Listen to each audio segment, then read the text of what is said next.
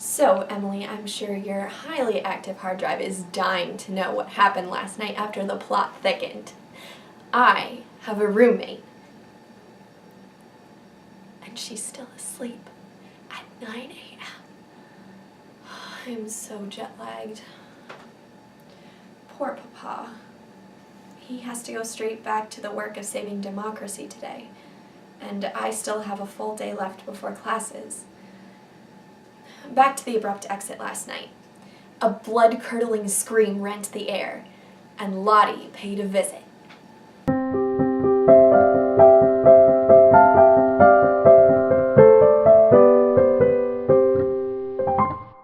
Lottie decided to join us for the night. Nothing like a little sleepover to start off the college years. And sleepovers need bedtime stories. That's why I woke Emily. Who's Emily? Her imaginary friend that doubles as a dank laptop. Dear Emily, welcome to Volume 1 of Bedtime Tales with Lottie. Lottie, when my friend Sue and I had sleepovers back home, we would always make up stories about the magic. The magic? Yes, the magic is anything you want it to be, from fairies and princesses to finding that last little scoop of Nutella in the bottom of the jar. Oh, you know Nutella? You'll blend in just fine. Lottie, will you tell me about your dream? Why did you scream? I woke up when they were murdered. Who was murdered? Some mafia members? A manic mechanic with a penchant for bank robbing? My parents! We were all superheroes, but then a guy with a toupee sent them to another world where they would die, so it was my job to get the antidote, but I was too late, and so the guy with the toupee dosed them with this fast-acting poison with a big, fat, ugly needle. I saw the light going out of my mother's eyes, and then I woke up. Screaming! You woke up screaming! Forgive me if I find parental death a little traumatic. Who wouldn't, my dear Lottie? What we need to do is concoct a fabulous story. A story so grandiose that the magic will drive away all the ugly needles and gruesome murders out of your head. Something that will help you forget for a few minutes that you miss your parents. I don't miss my parents. I'm independent. You're way ahead of me. My heart aches for Papa. And if I go on talking and talking and telling you things about pretending, then I'll forget for a little while how lonely he'll be without me. I'll bear it better. You don't forget, but the magic always helps you bear it better. So what'll it be?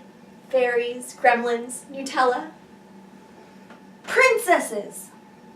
Then princesses it shall be.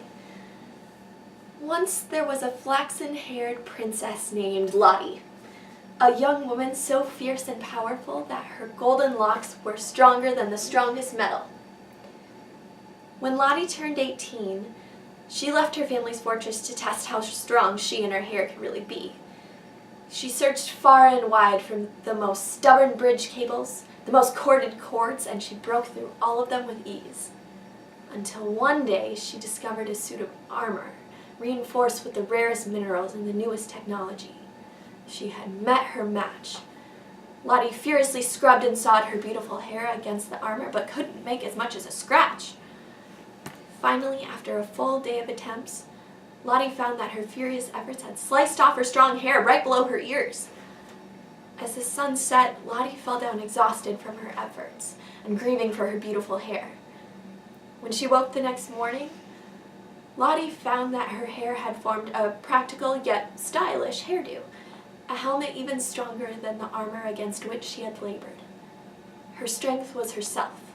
Her strong mind would be forever safe. And she and her independence lived happily ever after.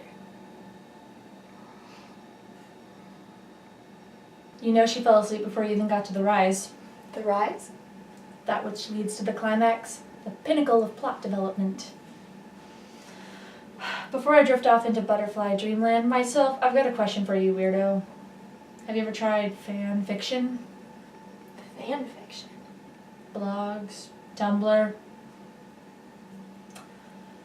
hate to say it, but something like that would be right up your alley. You should Google it. Bogs and tumble? Remember that?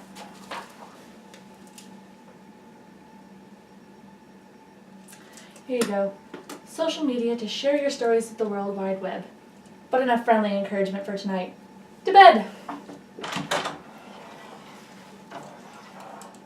Hey, looks like your stories had more than an audience of one. I spy a retreating Becca. She's gone now. Guess she thought your stories were worth listening to. To the bathroom.